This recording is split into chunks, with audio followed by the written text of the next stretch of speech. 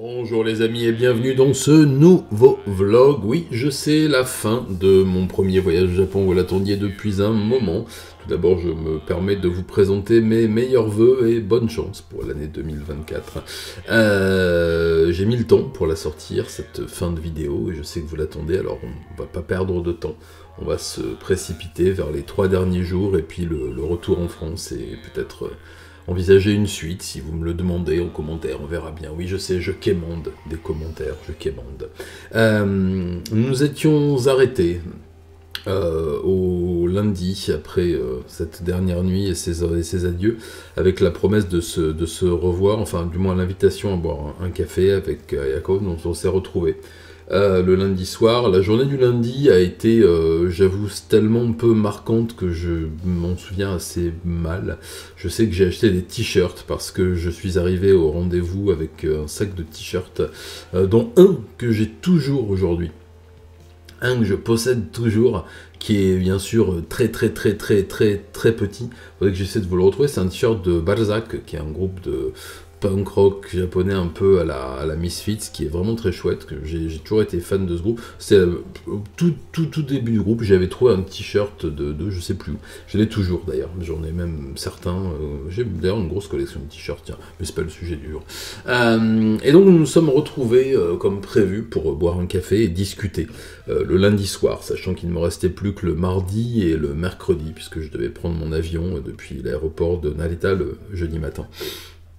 Nous sommes retrouvés, nous avons bu un café en fin d'après-midi, ouais, il faisait beau encore, il faisait chaud, et nous avons parlé des choses que nous envisagions pour le futur. Donc comme je l'ai déjà dit, on avait déjà pensé à établir une relation sérieuse, entre beaucoup de guillemets bien entendu, par correspondance, c'est-à-dire en s'écrivant, en s'envoyant des lettres, puisqu'il n'y avait pas vraiment d'autres moyens de communiquer à cette époque-là, à moins de faire des trajets toutes les semaines, ce qui était fortement inenvisageable. Et nous avons parlé de choses et d'autres, une fois de plus. On a encore passé un petit moment un peu romantoc plutôt, parce qu'on savait très bien que la suite était fort peu probable, mais j'en ai un souvenir assez ému. J'ai des images encore, j'ai des images de ce rendez-vous sur cette petite terrasse, ce qui est rare d'ailleurs dans ce petit café là derrière avec coloré. Je sais pas pourquoi j'ai des images qui me, enfin si je sais pourquoi, des images qui me reviennent, des odeurs, des sensations thermiques aussi, vous savez, de la fraîcheur de cette fin d'après-midi. Enfin toutes ces choses là me reviennent assez vite et assez bien.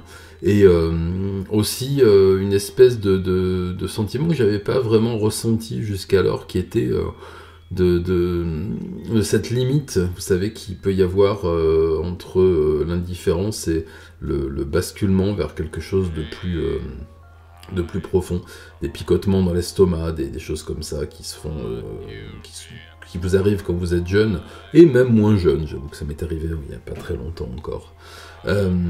Mais voilà, nous avons passé ce moment ensemble. Moi je pensais à mes 2 dernières journées. Je savais que le lendemain matin je devais partir avec des amis pour visiter des copains à eux qui avaient soit des magasins qui pouvaient m'intéresser pour mon futur business envisagé déjà depuis fort longtemps, parce que vous savez c'est un rêve qui me tenait depuis l'enfance. Et j'en ai parlé, et elle m'a dit que le mercredi, si j'étais dans la région et que nous envisagions d'aller quelque part avec mes camarades, elle pouvait se joindre à nous parce qu'elle n'avait pas de cours et puis elle travaillait pas. Donc on a fini notre début de soirée ensemble. Elle devait repartir ensuite pour travailler. Et je retrouvais mes amis un peu plus tard parce qu'il y avait une projection, je ne saurais plus vous dire de quel animé. Je suis allé, ça ne m'avait pas intéressé parce que ça va être un truc de méca, j'ai jamais supporté ça.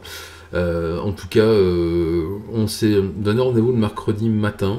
J'ai le soir demandé à mes amis si elles pouvaient venir avec nous. Bien entendu, ils ont dit oui, avec des petits airs un peu un petit coquinou. Vous vous doutez bien, des garçons quoi. Bien, j'ai fini de passer la soirée avec eux. Je sais qu'on a revu ce fameux français qui m'avait présenté le premier jour. qui était finalement plus sympathique que ce que mes souvenirs, trompeur m'en disait en y repensant. Et je suis rentré à mon hôtel, je me suis couché assez tôt parce que le lendemain matin nous devions partir et j'ai oublié où. Je sais que c'était soit à ou soit vers Setagaya, donc plus au sud. Et on est parti le matin, on a fait la tournée des magasins et des bureaux de leurs amis, dont certains avaient des petites maisons d'édition, vraiment des micro maisons d'édition, pas de doujinshi, là on est vraiment dans la publication amatrice, mais vraiment des publications très orientées sur jeux vidéo, mais des jeux vidéo un peu hors normes. Il y en a un de leurs amis qui était spécialisé dans la publication d'un magazine sur les Polamo, vous savez, les plastic models, comment ça s'appelle, des robots en plastique à monter, principalement de Gundam, qui était complètement fou de ça. Alors moi, ça n'a jamais été ma passion, je l'avoue, mais c'était vraiment intéressant parce que ça m'a permis de prendre plein d'accroches dans le milieu de l'édition et aussi dans ce milieu du loisir en général. Je devais d'ailleurs beaucoup plus tard, travailler avec lui dans ce business-là pour importer des maquettes en Europe. Et on a rencontré aussi la sœur de Shinichiro, donc mon camarade qui me trimballait un peu partout, qui était mariée, voilà, avec ses enfants. Elle n'était pas mariée avec des enfants, c'est interdit par la loi, même au Japon. Mais on a mangé chez eux pour le déjeuner, on a déjeuné chez eux, donc en français correct, et on est reparti l'après-midi pour visiter, alors je me rappelle plus exactement de l'intitulé, mais c'était un musée des premières heures de l'édition de manga, de bande dessinée en général, parce qu'il n'y avait pas que du manga, il y avait aussi des éditions de comics américains traduits en japonais qui étaient publiés dans le pays dans les années 45, 6, 7, 8, 9, etc. Et j'avais jamais vu encore ce genre de truc, c'était très intéressant. Il y avait des premières versions aussi, je me rappelle. J'en avais acheté un véritable, hein, je sais plus où je l'ai mis. Faudrait que j'essaie de retomber dessus dans mes dizaines et dizaines de cartons d'archives. Un magazine, type magazine de prépublication de manga, mais traduit en anglais d'une façon très basique, on va dire, pour justement les personnels militaires américains basés au Japon qui voudraient lire ce genre de publication. Et c'était vraiment quelque chose qui datait des années 50, je sais plus de quelle année il est, le magazine que j'avais acheté, 54, 55. Et il y avait beaucoup de planches, de choses comme ça. J'ai eu l'occasion même d'acheter des choses, des dessins, des choses comme ça qui étaient en vente, qui n'étaient pas excessivement chères. Et la journée s'est terminée comme ça. On est rentré, on s'est tous rapatriés dans les voitures vers Tokyo le soir. On a mangé ensemble. Moi j'ai compté un peu toutes les cartes de visite que j'avais pu avoir, tout ce que j'avais pu acheter. J'avais plein de cartons. Et j'ai commencé à réfléchir un peu à la façon d'emporter tout ça avec moi, parce que je commençais à avoir acheté quand même pas mal de choses. Des choses faciles à emporter, mais relativement lourdes, et pas mal de papier quand même. Et le mercredi est arrivé. Donc le mercredi matin, nous devions partir tous ensemble pour faire le tour des grands magasins de hobby, des magasins de jouets, des magasins tout ce qui était susceptible de m'intéresser le matin. Et l'après-midi, nous devions faire un tour des salles de spectacle qui proposaient des programmations qui étaient susceptibles de m'intéresser, mais aussi avec lesquelles j'aurais été susceptible de travailler éventuellement, puisque en France j'avais un groupe, moi, qui marchait un peu, enfin voilà, on jouait de façon locale, mais j'avais déjà des petites envies d'exporter nos sons vers d'autres contrées, et peut-être même de faire venir des gens vers les nôtres. Donc on a visité ces salles. Donc, le matin, eh bien ma jeune chère et tendre est venue me rejoindre à l'hôtel, alors qu'on aurait très bien pu passer l'après, enfin peu importe. Et nous sommes partis tous les quatre, avec mes deux camarades et ma jeune camarade. J'ai des bons souvenirs de cette journée. On s'était comporté comme un couple, on va dire. Mes amis le sentaient de la sorte, c'est-à-dire qu'ils nous traitaient de la sorte. Et on a passé notre journée là-dedans, à aller visiter les uns et les autres. C'était vraiment très agréable. J'avais quand même ce pincement au cœur toute la journée, parce que je savais que le lendemain, c'était terminé. Et puis on est rentré le soir après avoir visité toutes ces salles de concert. On a rencontré quelques groupes, on a rencontré quelques personnes, on a rencontré des gens dans le spectacle. J'en ai profité pour refiler des cassettes démos de mon groupe. On ne sait jamais, sur un malentendu, ça pouvait passer. On ne m'a jamais rappelé. Mais le soir venu, on est rentré, mes amis et ma jeune camarade, on est parti manger dans un family restaurant, donc un truc, voilà, c'est pas très un flunch local, on va dire. C'était un Denny's, je crois. Et on n'a pas trop bu ce soir-là, j'avais pas le cœur à ça. Et on s'est quitté, voilà, avec mes camarades, ils m'ont dit au revoir parce que le lendemain, eux, ils devaient partir travailler aussi. Moi, je devais prendre mon train très tôt, très tôt, le Narita Express. Je crois qu'il partait à 5h et des bananes, enfin, c'était vraiment très tôt. Et donc, on est parti marcher un petit peu avec ma jeune amie. Elle m'a dit qu'elle avait du temps, même plus que ça, et qu'elle pouvait rentrer avec moi si le cœur m'en disait. À mon hôtel. J'étais assez surpris et je lui ai dit oui, bien sûr.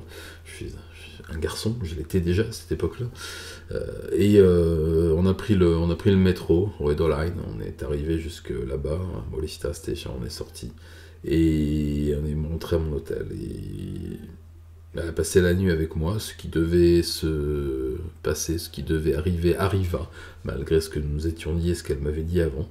Voilà, je ne donnerai pas de détails, je vais garder ces souvenirs-là pour moi, parce qu'ils sont précieux. Et puis le matin, je me suis réveillé très tôt. Mes valises étaient faites depuis la veille, et on est parti. J'ai rendu mes clés, on a fait... Voilà, elle m'a suivi dans mon taxi, on a pris le taxi jusqu'à la gare à Ueno, du Narita Express, et on s'est dit au revoir sur le quai. C'était assez émouvant, j'en ai encore des souvenirs un peu bizarres. Pleurer, moi aussi, un peu, beaucoup même, tous les deux pareil je pense.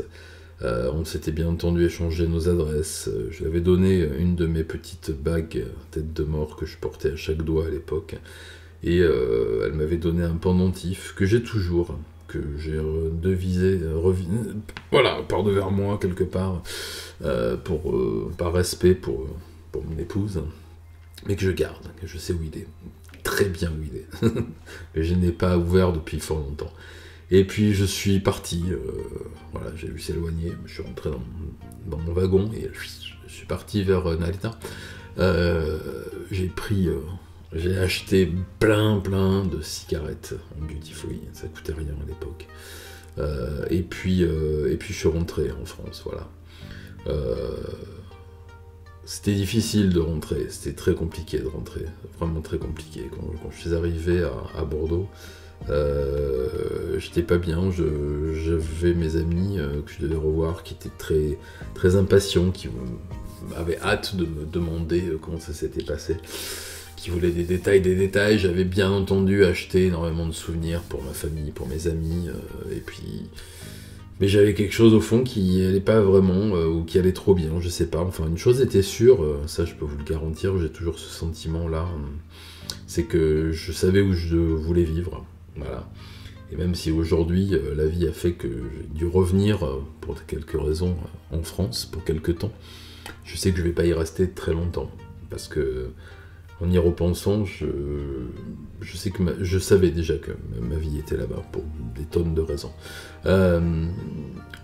Vous vous demandez si on s'est écrit? Oui, on s'est écrit.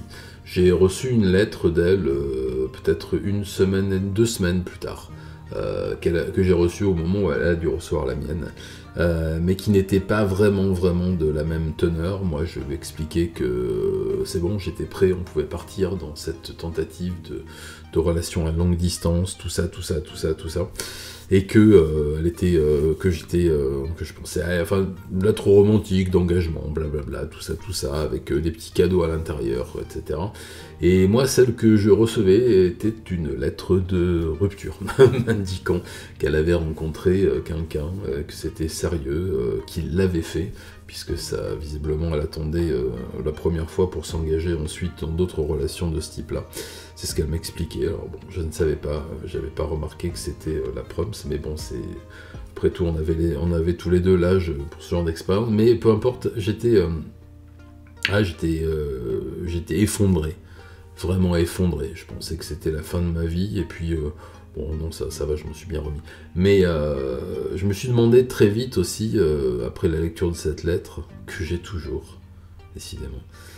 Parce que ça fait partie des choses que j'ai stockées dans la maison familiale, que j'ai jamais amenées dans les maisons conjugales après, pendant mes diverses épousailles. Et vous comprendrez aisément pourquoi. Et je me demandais si le fait d'avoir rompu comme ça, enfin rompu, ne sonnait pas le glas de mes ambitions expatriatrices.